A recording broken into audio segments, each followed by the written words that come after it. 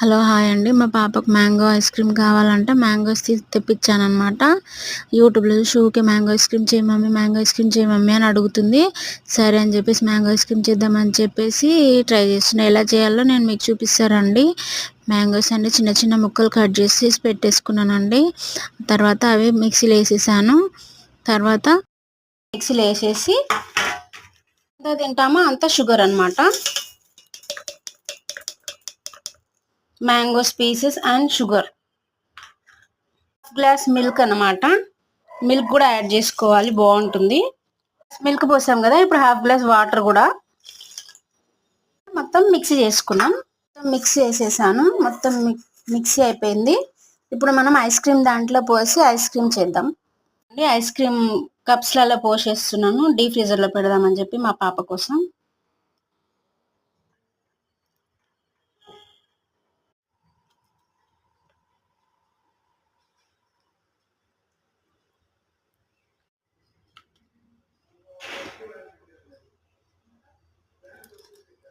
మొత్తం పోసేసాను, పెట్టేసాను అనమాట. యాక్చువల్లీ 6 ఉన్నాయి కానీ 3కే పెడుతున్నాను.